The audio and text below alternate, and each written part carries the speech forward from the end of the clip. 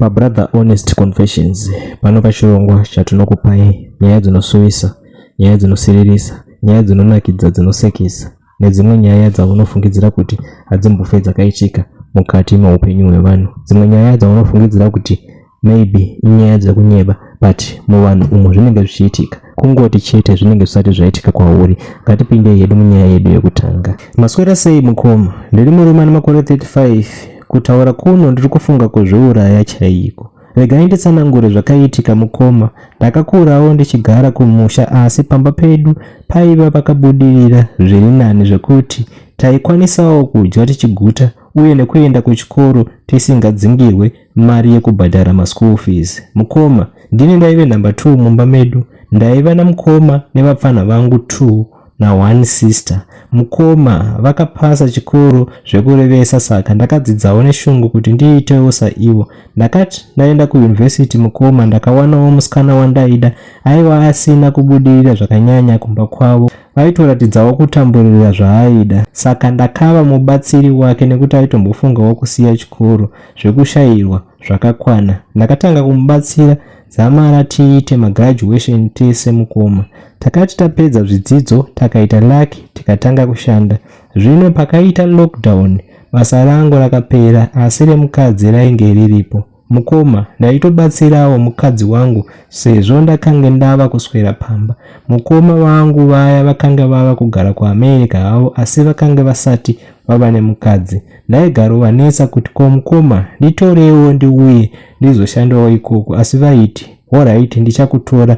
Vachiramba vachingoverengera vachingotaura nyaya dzainge dzisipo. Vakazotanga kutsika vave kuti mabasa ari kunetsa. Vakazongoti umwe musi vakafona vakati kuno kune basa riri kudiwa munhukadzi, wadii kuti ndinezi vauye kuno vazoshanda. Vokutora ivo vosvikira mumaoko avo.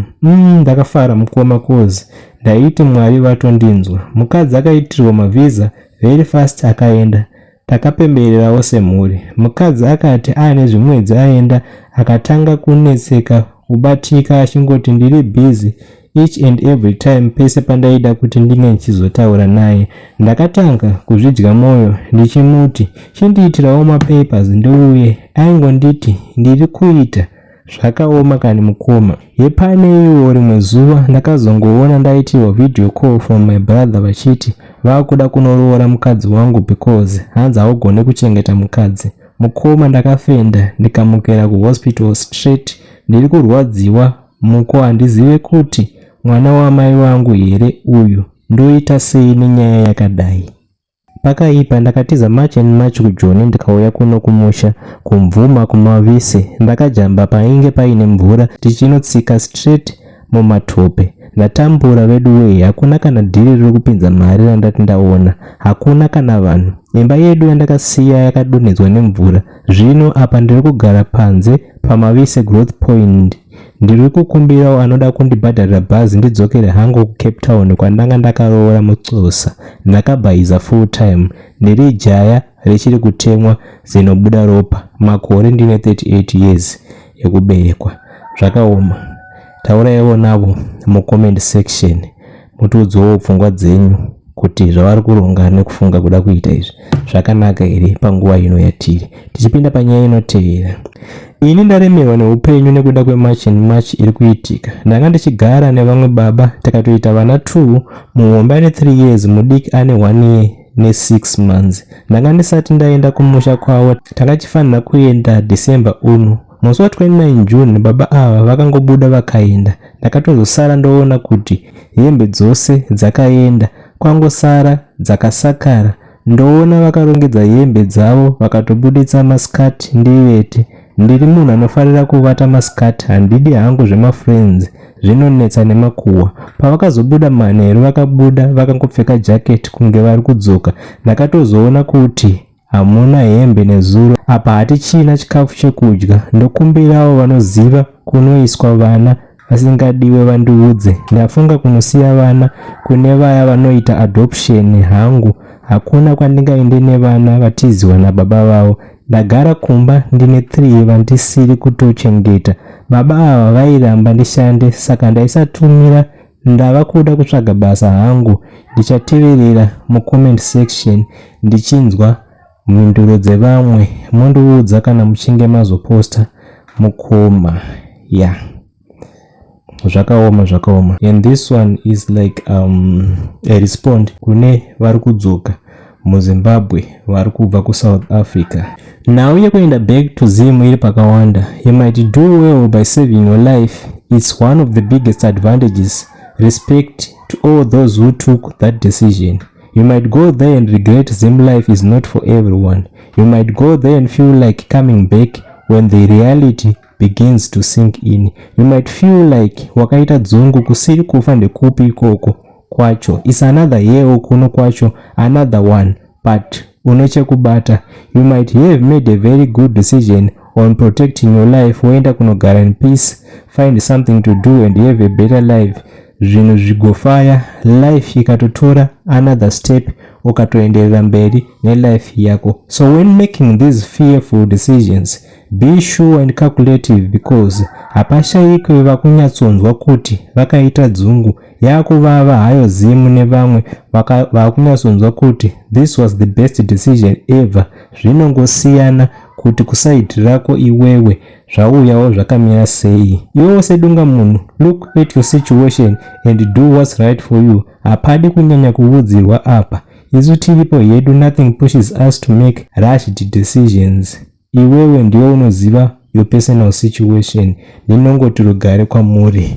Tinotenda kuna mukoma wedu vakatitumidzira nyaya iyi.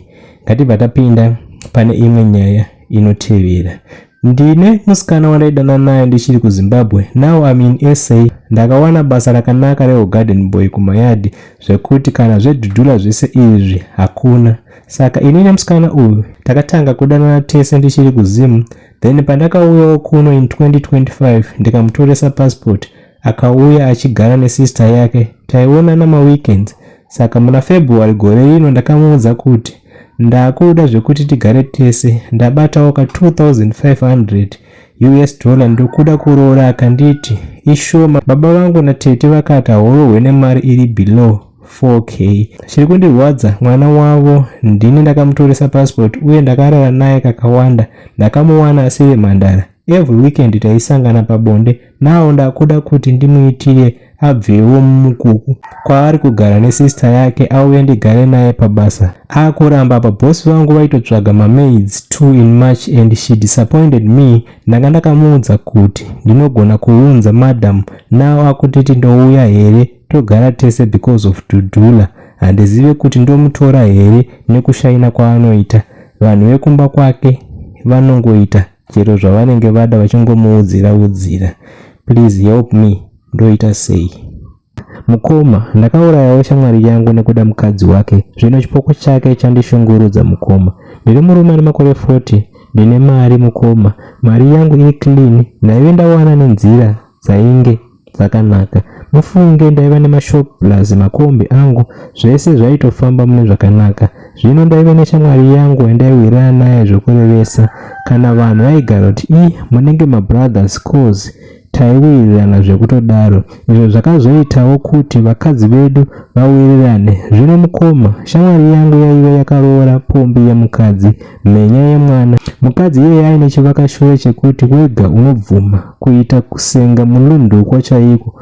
Ndokwaive akaita mwana iyeye. Hapana murume aimuona oramba akangoshingirira. Apa amai vaive nesmile yekuti wega waibvuma. Apa vaive nesaka kumberi kumazino uku. Ndakatanga ndichizvidzora ndichiti mukadzi waasawira hazviite kuti mukadzi iyeye aitewo muyedzo ndigozosvikawo pakumupfimba. Zvino murume wacho aimuchengera zvokuti hapana kana aiwana mukana wekutaura nemukadzi iyeye iye asipo. Ndakamboedza but mukana ndaiushayiwa. Zvino mukoma, moyo wakaramba wopisa. Ndakanga ndava kutotadza chero kutodya chaiko nekuda kwestress. Mundangariro ndiye aigara arimo ndichingofunga nezvake munhu uyu.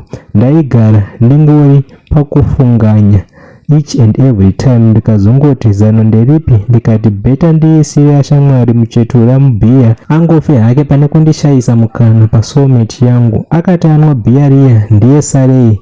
Mhere yandakaridza mukoma hapana akandifungira ndopandakawana mukana wekusvika padhuze nemukadzi uyu ndichimunyararidza ndichiita ndichimuguma nekuti anga achizoona kuti ndini ndichamunyaradza kweupenyu hwake hwese. Mukoma ndakatoonawo kuti zvikumunakidza. Kana kumashure kwake uku ndakabata musi wachona iwoyo ndikazvirega kuri kungonyebera kumunyaradza chete. Takazoenda kumusha kwavo kunhamo, iye aingonditarisa. Ndikaenda paari ndikati handei kumashops. Takabuda usiku ihwohwo mukoma.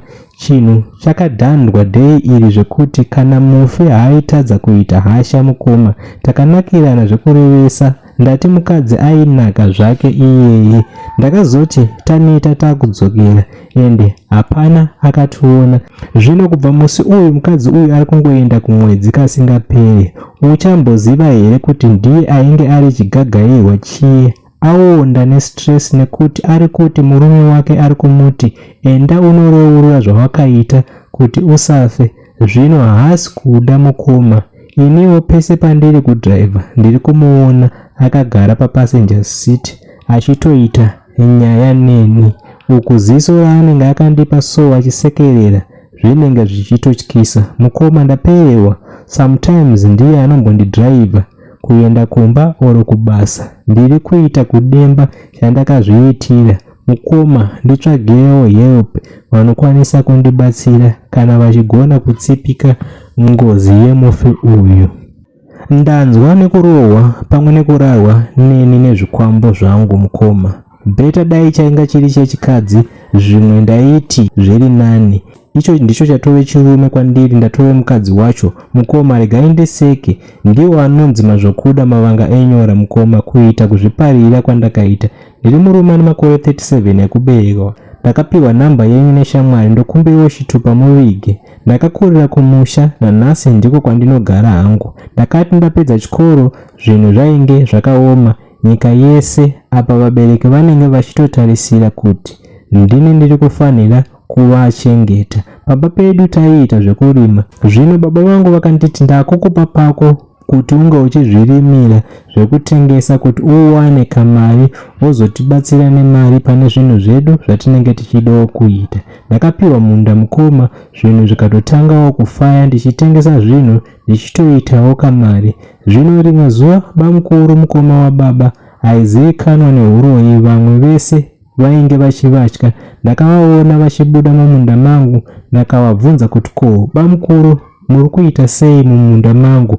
Naimi vakati handi wakachenjera unogona kurima stereki. Ndakatoshamisika nazvo ndikati baba vanorevei? Vakati wazvinzwa, kwakubva vakutoenda. Ndakazoti ndave kuda kukohwa zvirimwa zvangu mukoma. Hamuna chandakaona. Mbambaira dzaive dzakarimwa nepongwe, nyimo dzisina kana vana mukati, zvese nenzungu. Mukoma ndakabva ndaita kuomerwa neupenyu zvekuti ndakasvika pakufunga kuenda kun'anga. Ndakabva ndaratidzwawo neimwe shamwari yangu yaibva kugokwe. Ndakasvika kun'anga, iye ikati pawakaona bamukuru wako mumunda ndivo vakatora zvese nekuti vaive negodo nezvirimwa zvako, saka wakakutorera zvese uye vakaromba vanoti dzinza rese hapana anobudirira kana ivo vasina. Mukoma ndakati zano nderipi? Ndikati ndipewo zvekuchengetedza munda wangu. Ndakabva ndanzi muzukuru rega ndikupe divisi. Ndikati aiwa zviri nyore. Ndikanzi asi divisi rinoda mukadzi, richasarudza rega mukadzi warunoda pavana vako oro hama dzako. Saka ipapo ndakanga ndisina vana ndisati ndatomborora. Ndakazoti yakwana nguva yekurima mukoma. Ndakakohwa zvekurevesa. Ndakaita 3 years pamba pedu pachiitwa maagriculture show ndichiwina kugona kurima muvillage. Rakazoti rava gore rechi4 mukoma. Ndakati ndakarara ndakatanga kunzwa kunyerekedzwa kumanyowa kwangu. Mukoma kakunyerekedza kacho kaita kuti unzwe kuda kuseka usingagarisike. Regai ndiseke mukoma. Ndakarara usiku hwese ndichingozhinya. Ndazomuka kuseni ndaifunga zvimwe kurota. Mukoma zvaitove serious kutanga kutonzwa kunge ndiri kuita same time iyoyo. Mukoma apa aive masikati ndakatogara pane vanhu. Ndakazongobuda kuenda kugarden ndisina kutaura, ndakangoita sendinoenda kunogeza. Mukoma ndakati ndasvika parwizi rwepagarden pedu ndakanzwa izwi richiti, ndakushandira zvaita, zvino ndasarudza kuti iwe uve mukadzi wangu. Amai kane, ndakaridza mhere ndichijambira murwizi. Ndakanzwawo kunge pane chinhu chajambirawo chikandibata kuti nditarise. Kwaiva nedombo zvikanzi, bata dombo iyo uko iwe ndinyatsoona kupinda zvakanaka. Ini asi ndiri kurota here inini? Mukoma, zvinosekesa zvinhu izvi, asi pazvaiitika zvainge zvichitondirwadza kuti zviri kuitika here zvinhu izvi. Peni nyatso. Zvino kubva ipapo ndinoita kuitwa mukadzi. Kushure uku kwatove nemaronda ekuitwa day and night. Kana kumunda handiyende, ndinozongowana zvirimwa zvatodyarwa kusakurirwa. Zvese ndinokohwewa nacho chinhu ichi. Mukoma, haizi nyore. Ndaneta ini kurara ndichichemedzwa nechinhu chandisingaoni. Apa munhu akandibatsira akasoshayika kudhara. Handizive kuti ndoita sei. Pane anokwanisa kundibatsirawo here? Another story from one of our listeners. Ngatibatsirane nawo mucomment section. Kunyange usina mapepa, une kodzero dzauinadzo semunhu aishanda muSouth Africa dzaunowana kubva kumaLabour Relations Act, mimwe mitemo neyatinoti macase laws. Mitemo inokuchengetedza nekuti bosi wako anenge achinzi akatyora mutemo weImmigration Act nekukupa basa pasina magwaro. Saka naiyewo anenge achifanira kukupa mari dzako dzese dzaunofanira kupiwa pamutemo paanokusiyisa basa. Ukadzingwa usina kupiwa mari dzako, une mazuva 30 chete kubvira pazuva rawadzingwa kuti uende kuinonzi CCMI kana kubargain council. Even usina permit unonomhangara nyaya yako usanonoka. Ikoko ndiko kunoita kuti mari yako igone kubuda. Please hide my identity. Nyaya yangu yakamira yakadai. I am a lady ane makore 24. Muna February this year I discovered kuti ndiri kubuda smell on my vagina during sex. At first I thought smell was coming from outside. I then bought Ginagard. Hapana chakachinja. I went to the clinic, vakanditi ukaklina chibereko zvinobva zvaita nani. Vakandipa inonzi C-Annex vaginal cream. I then used it. Zvikambopera for 3 days. Ndobva zvatanga futi. Up until now I'm still smelling. Zviri kutotena off during sex. Discharge yangu iri pure white and now it smells so bad like a rotten fish chaiyo. I don't know what to do. Please help me mu comment section. Ndatuma murume wangu stock yandotengesa ndokudzoka hake asina. Kwanzi ndarasa mari, chikafu chiri kuramba kupinda. Ndakufunga kuda kusiya marriage. Any advice? Apa ndine mwana 1.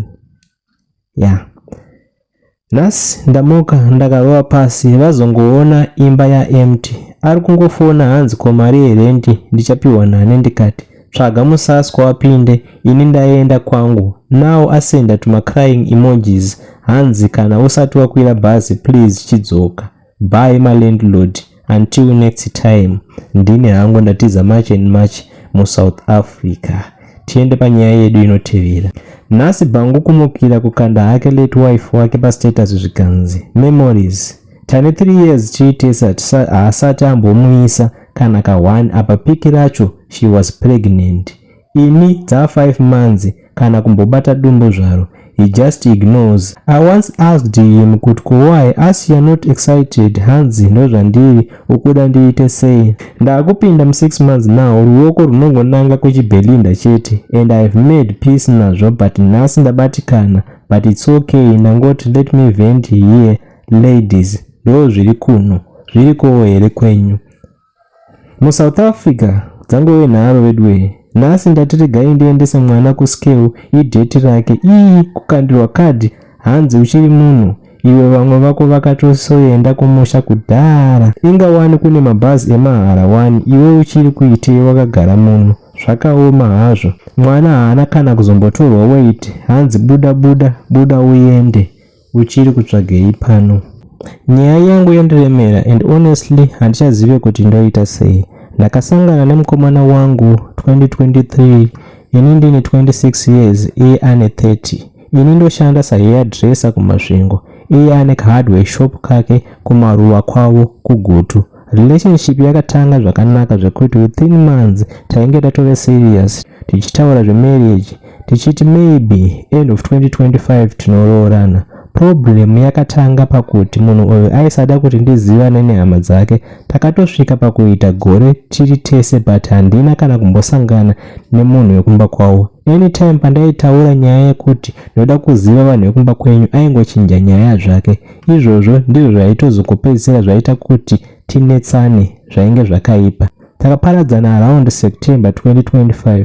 Takagara tisingataurirane kusvika one day tazongoonana. Ndakaenda kune imwe family gathering. Ndakashamisika kumuona aripo, akandikumbira regerero achichema achiti akaita mistake ngatidzokererane. Ini initially ndakaramba but munhu akapfugama achichema. Ndakapedzisa ndangoti regai ndingoite zvaari kuda. From that day takatanga kutaura daily, zvese zvichifamba mune zvakanaka. Ndokuzoonana futi mumwe musi paground.